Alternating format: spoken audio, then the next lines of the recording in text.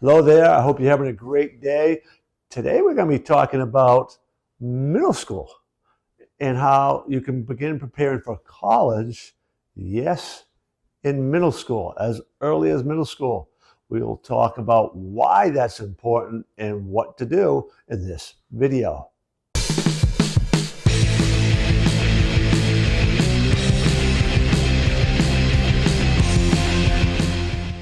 Middle school years can be really challenging years. They can be really challenging years for parents of middle school students. In this video, we want to be covering four kind of points or areas. One, we've got to be talking about training a mindset and how that's going to play a role in helping them in college. We want to be looking at further development of the habits and talking about that. We need to begin to talk about helping them find their passion, the extracurricular side, the outside of school factors, and we got to help them begin to really further fine-tune that long-term planning and thinking, high school and college and beyond. We need to begin to guide them in that process. We'll talk about all those things in this video. When kids are like in elementary school, early kind of mindset planning is really helping parents. If you see the kid beginning to think negatively at all, you want to interrupt those patterns. You want to begin developing some habits about how they can manage their emotions and frustrations, little things like that.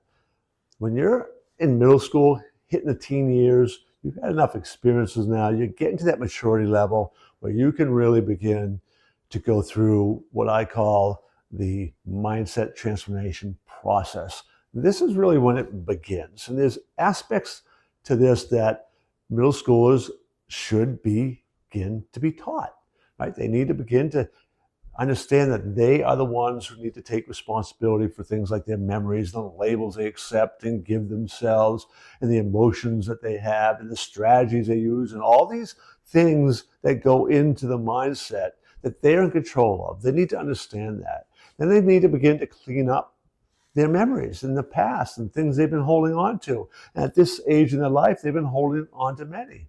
And they need to begin to be thinking about how to purposefully think positive, become aware of their own negative thinking patterns, how to interrupt those, and how to fill their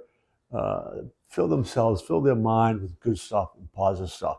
This is that mindset training. And part of that is really building these habits, the habits around doing that, the habits around managing the stress and managing their emotion, habits around studying and learning how to keep good track of their time and how to spend their time. These are skills that don't just happen.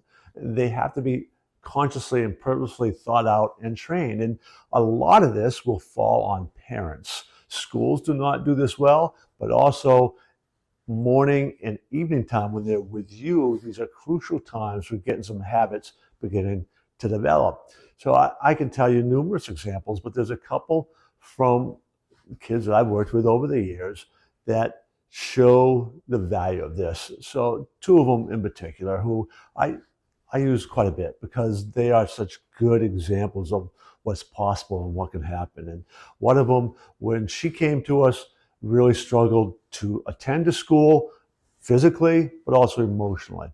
So she struggled in school to kind of keep up with grades, to keep up with that. Anxiety and other issues would get in the way. When we began to break down and work on that mindset and that transform it into more positive thinking and managing stress and positive beliefs and all that, when she got to high school, she was now ready to attend physically, emotionally, and all. And she did well enough to get into a college with a 7% acceptance rate. The other student was coming from a completely different background, like large family who nobody had graduated high school. Education wasn't thought of. Lots of baggage here. Lots of things that we had to work with and break down and all that. The idea of finishing high school was foreign to her culture within the family, her family culture. Never mind to go to college. So we had to kind of deal with all that. Well, she actually graduated high school in 3 years. So we were able to, again, help break down those barriers and help her get ready so that she could not just get through high school. And that was moving to 3 different high schools in those 3 years. Right? So then she was ready to go on to those next steps at a local college and things of that sort. Middle school years are also important years to help your child begin to experience more things so they can really find out what their passions might be. When they're younger, hopefully you've gotten them exposed to different opportunities and different things, but when they begin to hit middle school, those opportunities expand. And you want to encourage them to get involved in different things. They can't get involved in everything, but they need to be trying some new things so they might discover a passion that they didn't know about before because the opportunity wasn't really there until they got older. There's an ideal time for them to start wearing different hats, so to speak, and trying new things on, to experience those different clubs and organizations. And oftentimes there's, the social makeup is different in those things, and they can begin to go outside their comfort zone a bit. All really important things. So encourage that expansion of the extracurricular. Along with that comes learning to manage their time, because as you add some things on outside of school, it requires really kind of taking more control, more responsibility for that time management piece. All incredibly important skills for them when they get into high school and college. The last area I want to talk about with middle school kids is having them begin to think high school and beyond. Goal setting, what they're going to need to do.